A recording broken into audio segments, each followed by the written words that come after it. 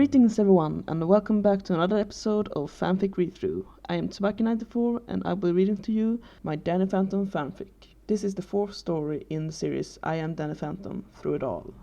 It's called Life's Trial, and I'm not going to tell you why it's called that. You will have to listen and come to your own conclusions. What more is there to say?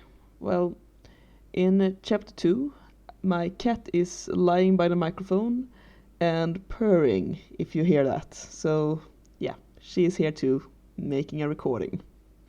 Furthermore, the summer is here now, and I'm still working, but I have some vacation coming up, and during those days I'm intending to read a lot more of this fanfic and these stories, so that I can put it on a schedule that it will upload once a day until I reach the end or caught up with the one that is currently being posted twice a week on Archive of Our Own.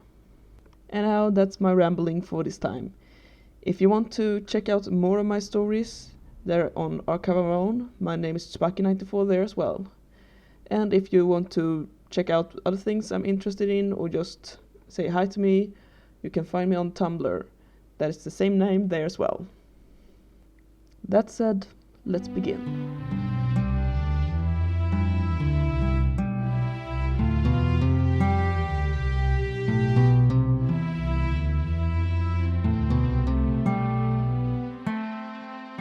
Summary. Vlad has really screwed up Danny's life this time. Not only did he miss 3 days of school overloading Danny with homework, but Danny has to deal with the problem of being removed from his home and placed in temporary foster home, while his parents are being put under a microscope. Not only is that troublesome, but he is also the only capable defense against ghosts left in Amity Park. Chapter 1. Valerie was bored out of her mind. Being hospitalized didn't mean she'd die of her injuries, just of boredom instead. She'd flicked through all the TV channels twice the last couple of hours, only finding that daytime TV was where all the bad shows ended up. She finally gave up and just stayed on Nickelodeon, deciding that cartoons were better than embarrassing people. She was falling asleep to an episode of Fairly Odd Parents when there was a knock on her open door. Turning her head away from the TV, her depressing day was suddenly a lot brighter. "Hi, stranger," she smiled at the black-haired boy who was leaning against the doorframe. "Hi, Val," he smiled. "Don't just stand there, get in here," Valerie told him when he showed no signs of moving. Pushing away from the wall, Danny limped over to Valerie's bed and sat down at the foot of it. To Valerie's surprise, he looked a lot thinner than he had the last time she saw him, although he didn't look any better than he had that night. The silence drew out into an awkward moment, and it wasn't until Valerie decided to get right to the point that it was broken. "So, you are Danny Phantom," she said, and watched in amusement as Danny squirmed. Sighing, he met Valerie's eyes. "You saw me change back?" he asked, dark shadows under his eyes making him look a lot older than he was. "You bet I did. I almost had a heart attack seeing you," she said, and paused. "But what really scared me was seeing Vlad take you." She looked closer at his face. There were small red scars around his eyes from the cuts he had gotten on the school trip, and there was a gloom to him that she had never seen before. "What happened? What did he do to you?" she asked, worriedly. Scratching the back of his head, Danny avoided Valerie's eyes. "Nothing really," he mumbled. Leaning back, Valerie crossed her arms in front of her. "Sam and Tucker were here yesterday looking for you," she said, watching Danny flinch at the mention of his friends. "I'll call them when you're on lunch," he said, glancing at Valerie, and it suddenly occurred to her. "You're worried I'm going to pull out my plasma ray and shoot you?" she asked, amused. Danny smiled sheepishly. "Don't take this the wrong way, but you've been threatening to kill me for over a year now."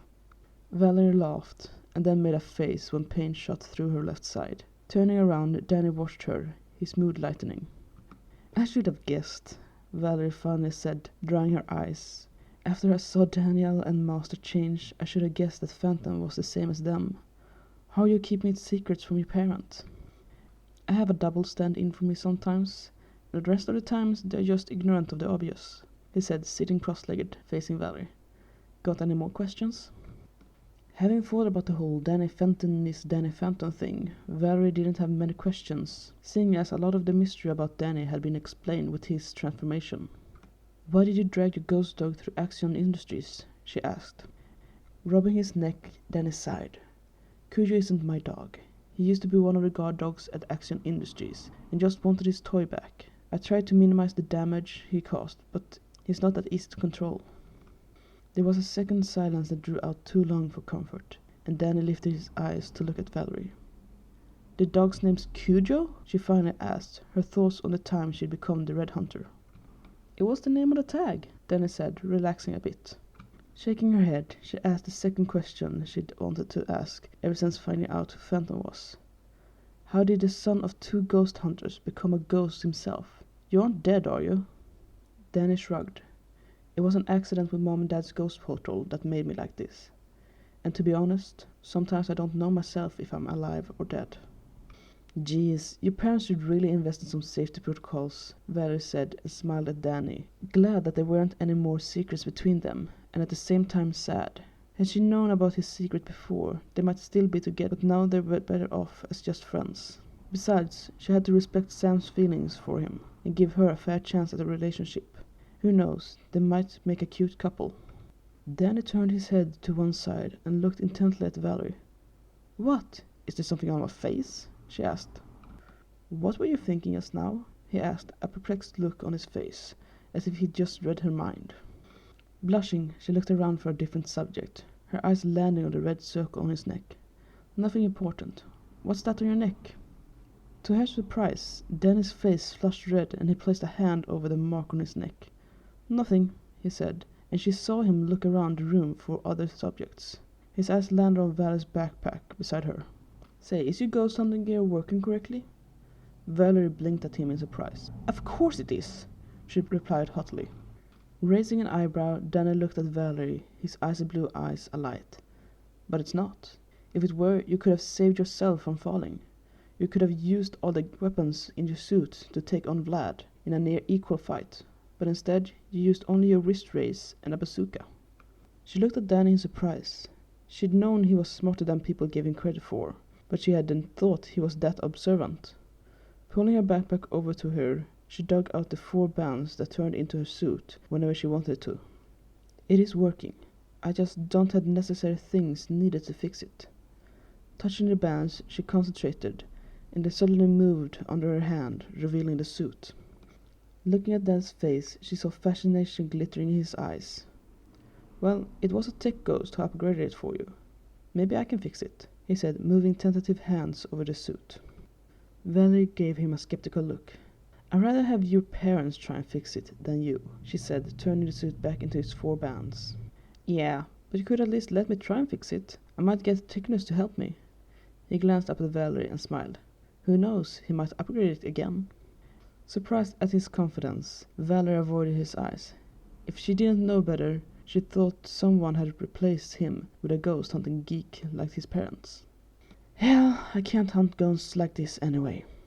2 conditions, however. 1, you have it back to me in 1 month, she said, and handed Danny the bands. "What's the second condition?" he asked, pocketing the bands. "Tell me how you got the mark on your neck. It wasn't there 3 days ago." Danny's hand went immediately to his neck, covering the circle. His reaction was a bit too fast. She suddenly thought of something that made her draw back. "Don't tell me Vlad did it." "What? No!" His face turned a beet red color, matching his red hoodie. "Oh my god, he did," Valerie said, reading the answer in Danny's red face. "The vampire popsicle tried to drink your blood." Hunching his shoulders, Danny mumbled something. "Sorry, can't hear you when you're mumbling," Valerie said, leaning forward. "I don't know what he did," Danny said. Looking at Danny, the anger she'd felt a moment before turned into worry. She knew him and knew that he would always joke things off when they bothered him, like he did when they fought. But he wasn't joking now. "What happened?" she asked in a lower tone of voice. "That's the thing," Danny said, not meeting her eyes. "The last thing I remember is stopping Vlad from strangling you. After that, everything is a blur." "So you don't even remember the ghostly whale and the ice construction?" she asked, afraid to imagine what Vlad might have done to cause Danny to lose 2 days' worth of memories. "Did it work?" Dan asked, jumping to the opportunity to change subjects. "The ice stereo? I believe so. There wasn't a ghost in the sky when it fell." She reached forward and placed her left hand on Danny's. "You're avoiding my question, Danny," she said, trying to press him for answers without being too hard on him. "Daniel, it's time to go," a blonde woman said from the door, making the two teenagers turn around. "Come along, we can't keep Mrs. Oswald waiting for long." She was dressed in a nice suit and heels that made her look taller and more elegant. Danny made a face. "I have to go." He gave Valerie a sad smile. "I'm glad you're all right," he said, getting down from the bed. Doing her best to answer him, Valerie watched Danny leave the room without saying a word. Her thoughts went to the conversations they had just had, and she realized that she hadn't asked him how long he'd known she was the hunter. Thinking back to all her encounters with him, she remembered him calling her by her name on several occasions, even before they became friends. Remembering the time he destroyed her first suit, she realized that he had actually known that she wasn't in it, and that he'd always held back when fighting her, even though she'd done her best to destroy him. Tears started rolling down her cheeks as another thought made her realize something far greater about the people she now called friends. End of Chapter 1. Chapter 2. Slouching down in the passenger seat of the Ford belonging to his social worker, Danny pulled up his hood. "Put on your seatbelt," Mrs. Stewart said, putting on her own seatbelt as soon as she got into the driver's seat. Reaching up, Danny put on the seatbelt and glanced at the social worker, as if asking if there was anything else she wanted him to do, like sit up straight and pull down his hood. But she only nodded in approval and started the car. Danny had met Mrs. Sarah Stewart that morning. He'd been sitting in Vlad's kitchen, an untouched bowl of cereals and milk in front of him. Vlad had been the one to place the bowl there and filled it before ordering him to eat. Then he'd left the kitchen. For a moment he'd been tempted to leave, just turn ghost and fly home. But the next moment Vlad was back, flinging a towel on Danny's head. "You'll catch a cold if you go out like that," he said. Danny had borrowed Vlad's shower that morning. The fever had made him literally sweat buckets. After going through the shower he felt a bit more like himself, though there were new bruises and cuts on his body he couldn't remember getting. Finding clothes from his own closets lying on the sink, he got suspicious, but put them on, glancing at Vlad, who had never left him alone for a moment. "Can you explain this?" he asked, pointing to the bite mark on his neck. Vlad explained it, making Danny's face turn red with embarrassment. He couldn't look Vlad in the eyes after that. Lifting his hands to his head, Danny dried his still wet hair, while Vlad walked around the kitchen, making coffee and toasts. Spacing out, Danny poked his breakfast, not noticing when Vlad moved to stand behind him, before he had started placing pills on the table in front of Danny. Blinking, Danny counted them, 5 in total. "I wanted to eat them all," said Vlad, taking the towel from Danny and rubbing his hair dry properly. "What are they?" Dan asked, picking up one of them. "Vitamins that will return your immune system to normal," Vlad answered shortly. "And if I don't take them?" Danny asked, returning to poking his own cereal. "I'll shove them down your throat." He placed a small medicine box with pockets dated Monday to Sunday beside Danny. "And if you don't take these once every day for the next week, I'll force them down your throat when you least expect it." Like a stubborn child, Danny didn't move a muscle, trying to think a way he could avoid taking the pills. There was always a chance that they were poison. Maybe they wouldn't kill him, but they might weaken him. He could always hide them under his tongue, or just thrust his hand into himself and take them out. Before he could make a decision, Vlad picked up the 5 pills and forced them to Danny's mouth. Keeping his mouth closed on principle, Danny tried to pry Vlad's hand away from his mouth. Too focused on the hand over his mouth, he didn't notice the older man's hand coming down hard on his right thigh before pain shot through him. Letting out an involuntary gasp, Vlad shoved the pills into his mouth and placed his second hand over Danny's nose. Instinctively, Danny bit down on Vlad's finger, still in his mouth, tasting blood. They struggled for a moment before Danny couldn't stop himself from swallowing, feeling the pills go down his throat together with some of Vlad's blood. The older man let go of Danny, facing his finger out of his mouth. "Do you want me to do that every day, or will you take the pills on your own from now on?" Vlad asked, not even caring that his finger was bleeding.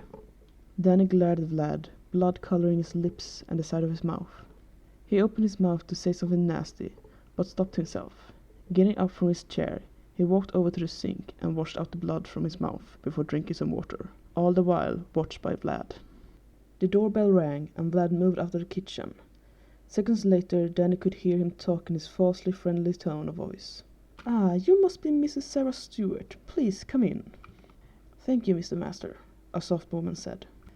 I must say that I was surprised to hear that the mayor of Amity Park took in a victim of parental abuse in his own home, she said in a low enough voice that normal humans wouldn't be able to hear. The Fentons are old college friends of mine. To tell you the truth, had I known things were this bad for their son, I would have done something sooner, Vlad said, and Danny could hear them move towards the kitchen.